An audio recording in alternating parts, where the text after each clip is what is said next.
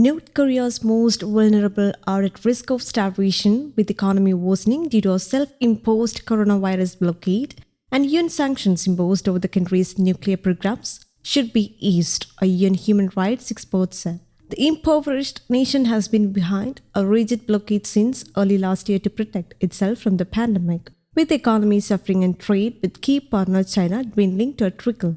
In June, state-run KCTV admitted North Korea was facing a food crisis, sounding the alarm in a country with a moribund agriculture sector that has long struggled to feed the population. The same month, leader Kim Jong Un said the food situation was getting tense. Ordinary North Koreans are struggling on a daily basis to live a life of dignity, and the worsening humanitarian situation could turn into a crisis. Tomas Ojea Quintana, UN Special Rapporteur on Human Rights, said in his latest report.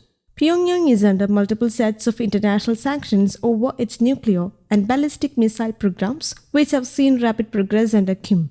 Quintana said such restrictions should be eased to protect the country's most vulnerable in the face of a severe food shortage.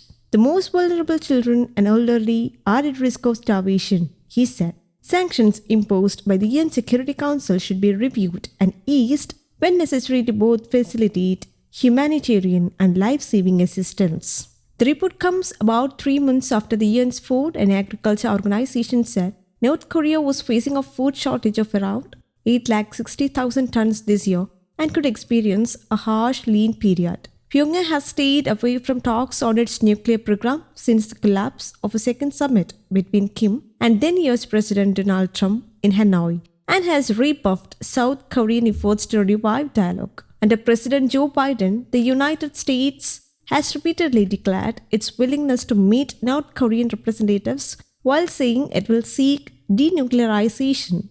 But this week, Kim blamed Washington for tensions on the peninsula and insisted Pyongyang's weapons were for self-defense and not aimed at any particular country.